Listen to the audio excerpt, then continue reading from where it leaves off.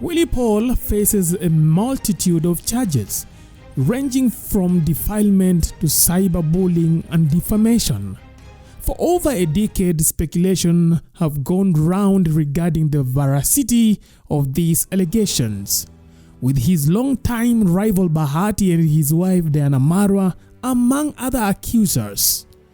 Bahati, once a close friend and a neighbor to Willy Paul, now stands against him, while Diana Marua's involvement stems from a brief affair with the singer, according to his claims. Ulikuwa una dance song fulani, I think yangu. Hapo ndio tuliongea, ukanipatia namba, nikakupatia namba. Kama nadanganya mbele ya mama yangu na watoto wangu, kitu ifanyike, I swear. Ulinipatia namba na tukapatana that same day. So ambie tu watu ukweli, ambie bwanako ukweli, kitu ili go down. Why you lying bana? Currently, Willy Paul faces the grim prospect of a 10-year prison sentence or hefty fines if convicted.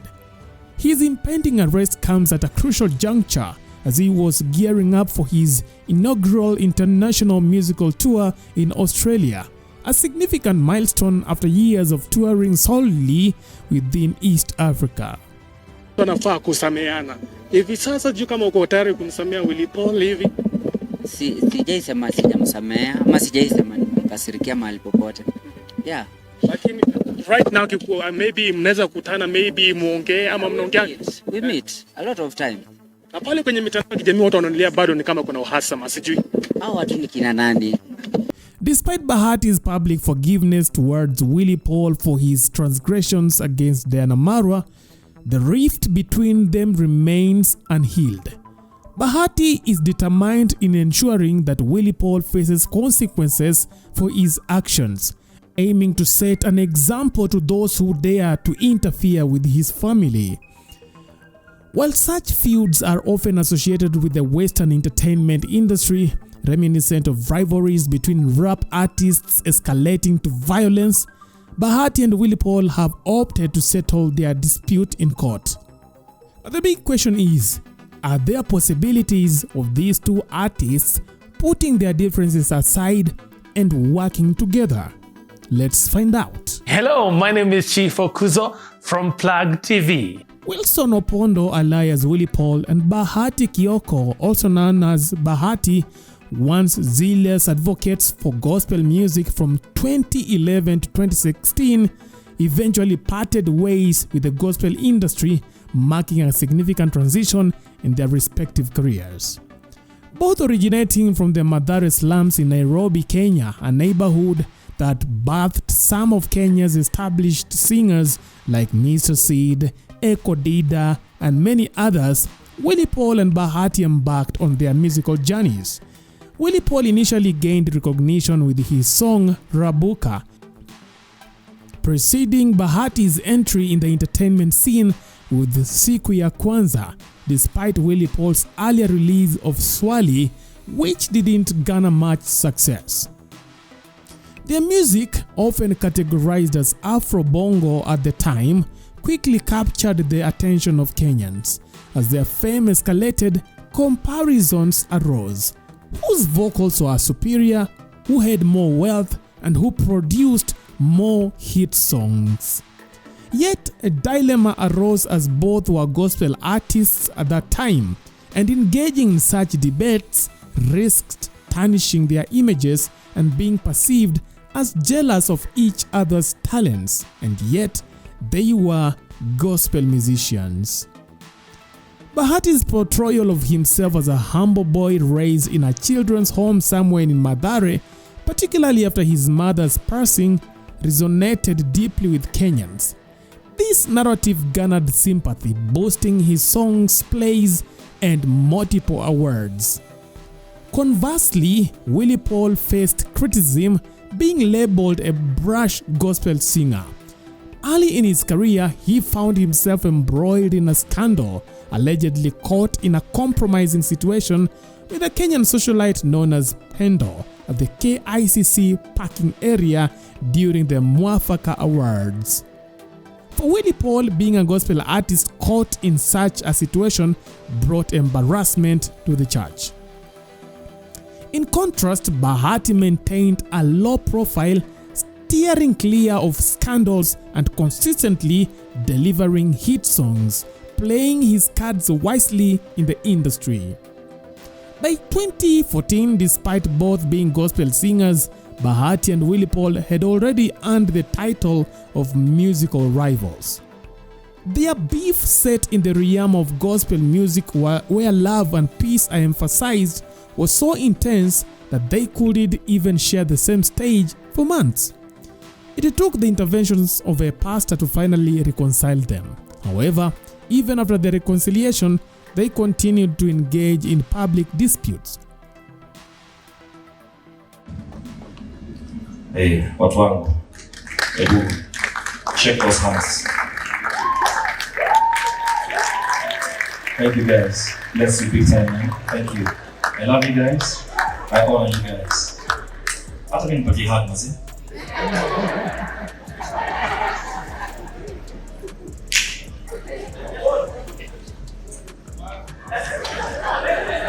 You may go and sit. Oh, you want to say something?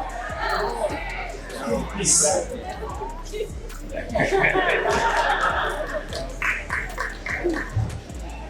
Mwenye amefanya yaje basi nimeokoka nini baada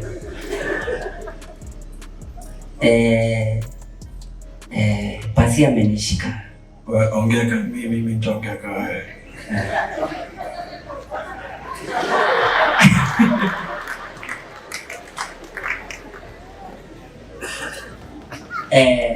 I'm begging everyone mwenye ako na kamera usi-upload picha sababu wamenishika kama niko kwa njia. Hapo niambia na kuja angalia vile unaniambia. Bro, tulikuwa na haya somo haina tupata.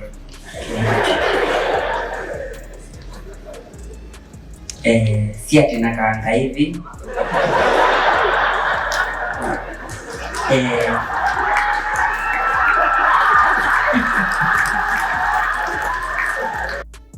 Whether for the sake of publicity or genuine animosity, to many Kenyans, Bahati and Willy Paul were the Davido and Wizkid of Kenya.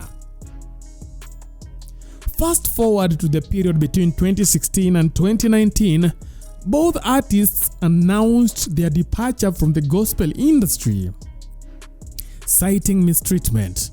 Bahati found himself embroiled in a scandal for the first time, relatively new experience in his music career now that he no longer identified as a gospel artist. Bahati shocked many by revealing he had fathered a child out of wedlock while still a gospel singer. Given the Christian doctrine's stance on premarital sex, this admission sparked widespread criticism and ridicule from netizens. Now, despite contemplating whether to keep the matter private, Bahati ultimately decided to come clean, realizing that maji yakimwagika hayazoleki. Once the damage has been done, you can't do anything to control it, and Bahati went ahead and released some lovely photos with his daughter. Meanwhile, Willy Paul embraced the persona that he had been thrust upon him. Accepting the label of a womanizer, he openly acknowledged his propensity for multiple affairs and declared he had no intentions of marrying as a result. Ni sawa, watu wanasema Pose anapenda madem. Yes, now I've said this before. Yes, napenda madem. Ama niambie, wewe utafurahi ukisikia napenda wanaume? Thank you. Nitaingia kwa ndoa alafu nimetoka venye mimi wenda mashow zangu abroad tuseme. Niko huko, wife ananidanganya ako home. Kumbe yes ako home na maybe ako na msee ama ako kwa msee. Hizo pressure mimi sitaki. Wacha tu ikue kuna Nyango, kuna Njeri, kuna Fatma huko. Huyu akileta kichwa na tania ule akileta kichwa na tania huyu, na tuheshimiane hapo please. So msichana anaingia kwa life yangu isikue kesi. After transitioning from gospel to other genres, these two artists were finally seen together after many years. But we are coming back. Yo, what's up? Male Artist of the Year, Groove Awards. Talia mama. Alitaka nunua. Unadai inakuruma waza kanunua premium. Hapa watu healthy ndio wawili, mmoja ni mgonjwa, wagonjwa sasa.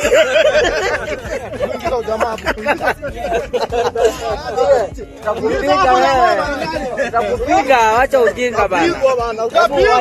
Acha. Utapigwa bana. Acha bana. Unadhani hapa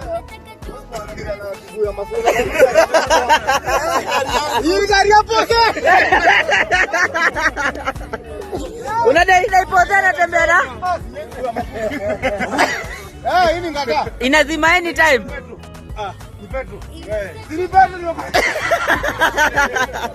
They even collaborated on a song dedicated to Willy Paul's dancer who tragically died in a road accident.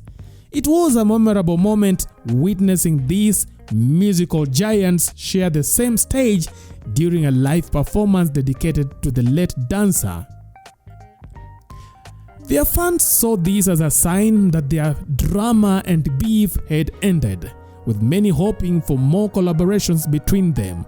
By the way, Willy Paul and Bahati at that time even released a song together. However, in 2021, things took a dramatic turn when Willy Paul and Bahati got into a heated dispute over Bahati's wife, Diana Marua. What began as a seemingly harmless post by Willy Paul quickly escalated into an internet feud that not only affected Willy Paul's mental health but also led to legal actions. Willy Paul ridiculed Bahati's voice and even dragged Diana Marua into the conversation, which angered Bahati. Bwana Diana, are you going to show us some real skills or are you just going to let Diana sing?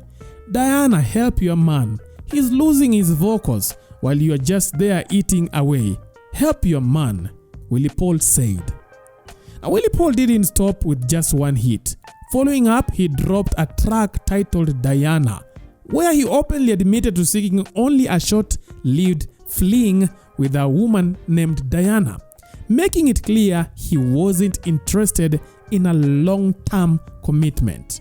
In one verse, Willy Paul sang saying, "Nilitaka niguze nilambe, sikutaka twende far," expressing his intentions. Willy Paul then stirred more controversy with what many perceived as a jab at Bahati and his wife Diana Marua. He taunted the couple, suggesting his music was the antidote to their supposedly inferior tunes. Tired of listening to bad music from that family, the family of Manduru na Maofkis, I know most of you are still traumatized because of that car incident. Don't worry, I got you covered and ready to help. Go listen to the African Experience album on Boomplay Music now, then thank me later. Once again, I am sorry you had to go through all that. My album will heal you, Willy Paul said. In response, Diana Marua issued a statement widely perceived as a direct retort to Willy Paul. Diana implied that Willy Paul's animosity towards her stemmed from the success of her debut song on YouTube. During an interview on Keys 100, Diana asserted her dominance over Willy Paul in terms of views despite her recent entry into the music scene. My first song was released just 3 days ago and already hit 1 million views. This guy has been in the game for years. I am a newcomer and yet the numbers speak for themselves. It seems like he's envious because I'm surpassing him, she remarked. As the online exchanges between Willy Paul and Diana Marua escalated, so did the personal animosity between them. Willy Paul issued a warning to Diana, cautioning her against assuming they were equal. He hinted at financial superiority, suggesting her husband's wealth didn't elevate her status to his level. Diana, unajua mambo yetu. Please be very careful at what you say about me. Just because bwana yako ametoa shilingi 3 akanunua views kama yeye, isikudanganye. hatutishani na hatutawahi toshana. Wewe bishana na Queen P 254. Let's leave it at that. Wewe endelea na comedy yako na mimi nisukume albamu yangu noma. One man, Willy Paul said. The beef between them intensified when Willy Paul allegedly released a diss track aimed at Diana Marua. Though without explicit naming in the song, he disparaged a woman identified as Diana, portraying her as a promiscuous and undesirable due to her character's flaws. Ulishawahi tupa kijiko wa sufuria? Hivyo ndo nilifeel vile alinipatia. Sipendi kubonga juu ya madem nimesosi, lakini wewe umekuwa mjinga. Sang part of the lyrics of the song that Willy Paul pulled down from his social media pages shortly after he uploaded it. However, the conflict took a darker turn when Diana Marua responded with allegations that Willy Paul had sexually assaulted her many years prior to her fame. Now, this revelation added a new dimension to their feud and raised serious allegations against Willy Paul. In a tearful account, Diana recounted the events leading up to the fateful day when she found herself in the company of Willy Paul. She later vowed to pursue legal actions against him and encouraged other women who may have faced similar experiences with Willy Paul to come forward. The saga escalated when Willy Paul responded with a video defending himself, asserting that the incident had occurred with Diana Marua's consent. He even threatened to provide evidence of the prior relationship they had, alleging they had been romantically involved before parting ways. Ulikuwa una dance song fulani I think yangu. Hapo ndio tuliongea, ukanipatia namba, nikakupatia namba. Kama nadanganya mbele ya mama yangu na watoto wangu, kitu ifanyike, I swear. Ulinipatia namba na tukapatana that same day. So ambia tu watu ukweli, ambia bwanako ukweli, kitu ili go down. Why you lying bana? Stop lying. The same way you stop that manze. Sipo hizo allegations umemake ni serious. Na venye nimesema mimi nitaachia God. Unacheki, nitaachia God. There's a reason Pose anakuanga tu hata na hiyo kichwa yake mbaya na hizo kelele zake. There's a reason God anakuanga ameshikilia Pose. Unasikia? Na if at all kuna ukweli kwa hizi vitu zote zimekuwa ziki happen, by now God angekuwa amesema haya hapana, huwezi shinda ukifanyia watu wangu hivi. Bahati and his spouse initiated legal proceedings against Willy Paul, who retaliated with his own legal team. WhatsApp conversations between Willy Paul and Bahati surfaced, revealing Willy Paul's pleas for forgiveness and explanations that his social media actions against Diana were merely a publicity stunt for his album. However, Bahati remained unmoved by these explanations. Shortly after, Willy Paul shared a court ruling that compelled Diana Marua to remove her accusatory video from her social media platforms, which she complied with. Despite losing endorsement deals and facing financial losses due to Diana's allegations, Willy Paul found a glimmer of hope, although he admitted to struggling with depression at that time after the allegations went viral. Fast forward in 2024, Bahati initiated another legal actions against Willy Paul, resulting in the police arresting him for statements he made against Diana Marua in 2021, accused of defaming her and causing emotional distress to her and her family. Willy Paul spent a significant portion of March 4th in police custody before being released on bail, pending a court hearing. Now, the beef between Willy Paul and Bahati serves as a stark example of friends turned enemies. And I wonder whether these two people will one day forgive each other and probably combine their forces and make a great hit song. Do you think it's possible?